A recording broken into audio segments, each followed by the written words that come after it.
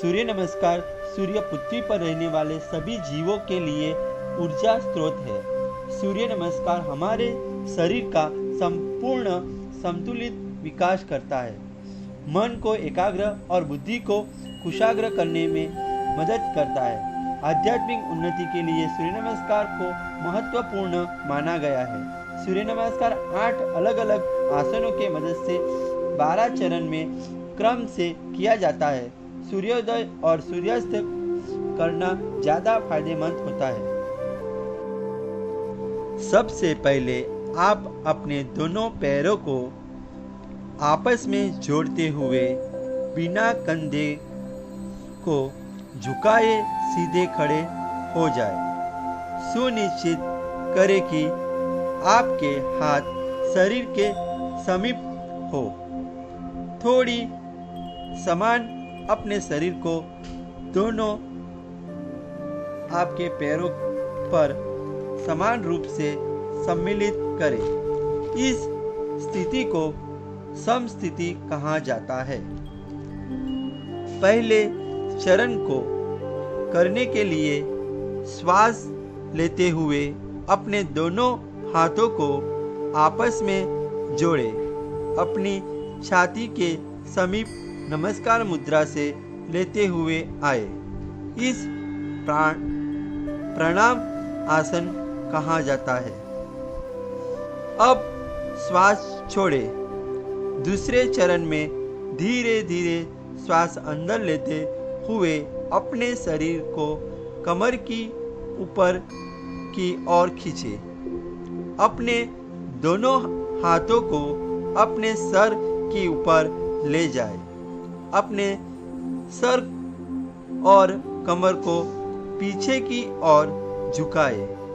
अपनी टांगें सीधी रखें। इस आसन को हस्तासन हस्तोत्तासन कहा जाता है।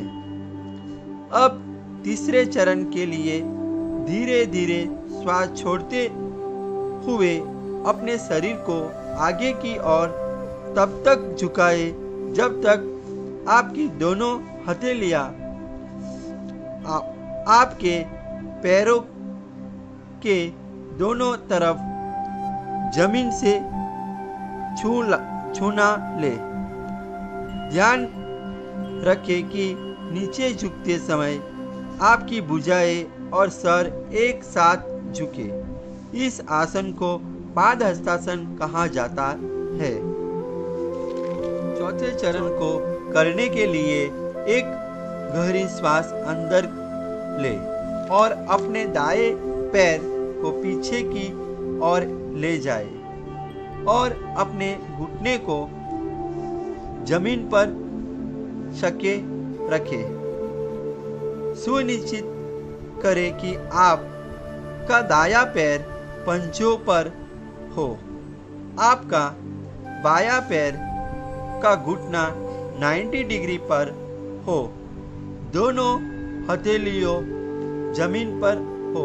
आपके कूल्हे नीचे और थोड़ी ऊपर की ओर हो। इस आसन को अश्व संचालन आसन कहते हैं।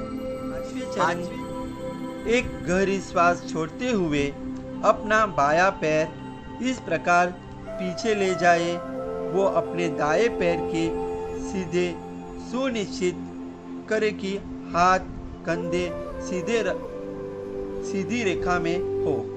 साथ ही कंधे पीठ और नितंबल भी एक ही रेखा में हो। इस आसन को समतुलन आसन कहा जाता है। इस स्थिति में धीरे धीरे श्वास ले। छठा चरण श्वास छोड़ते हुए अब दोनों घुटनों को एक साथ जमीन पर रखें और अपनी छाती माथे को भी जमीन पर रखें। सुनिश्चित करें कि आपके कूल्हे ऊपर की ओर आपकी कोहनी या ऊपर की और शरीर के समीप हो। इस आसन को साष्टांग नमस्कार कहा जाता है, क्योंकि आपके शरीर के 8 अलग अलग अंग जैसे दोनों पाँव, पंजे, घुटने, दोनों हथेलियां, छाती, माथा जमीन पर छूते हैं। ध्यान रखें कि शरीर का वजन 8 अंगों पर सामान्य रूप से विपरीत हो। 7वें चरण के लिए श्वास अंदर लेते हुए अपनी सुनी यानी बेविस को नीचे लाए। अपने सर और छाती को आगे की ओर सरकाए। अपने शरीर के हिस्से को नाभि तक उठाए। सुनिश्चित करें अपने पैरों के पंजे बाहर की ओर और टांगे सीधे हो। इस आसन को भुजंग आसन कहा जाता है। 8वां चरण, धीरे धीरे श्वास छोड़ते हुए अपने पैरों के पंजे को अंदर की ओर मोड़े और अपने कूल्हे को इतना ऊपर ले जाए कि आपका शरीर एक पर्वत का आकार ले। सुनिश्चित करें कि आपकी दोनों टांग सीधे, हथेलियां जमीन पर हो। आपका सर भुजाओं के बीच में हो। प्रयास करें कि आपकी एड़ियां जमीन को छुए सके। इस आसन को पर्वतासन कहा जाता है। 9वें चरण में अपने कूल्हों को नीचे ले जाए।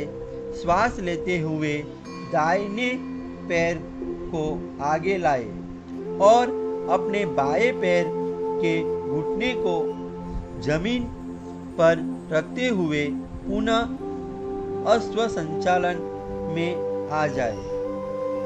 10वें चरण में अपना बायां पैर भी आगे लाए और पाद हस्तासन में आ जाए। 11वां चरण, धीरे धीरे श्वास अंदर लेते हुए अपने शरीर को सीधा करते हुए अपने दोनों हाथों को ऊपर की ओर ले जाए। पुनः उत्तानासन में आ जाए। सुनिश्चित करें ऊपर आते समय आपकी भुजाएं और सर साथ में आए। 12वां चरण, धीरे धीरे श्वास छोड़ते हुए प्राणायाम आसन में आए। अब इस पूरे अनुक्रम को अपने बाएं पैर से दोहराए।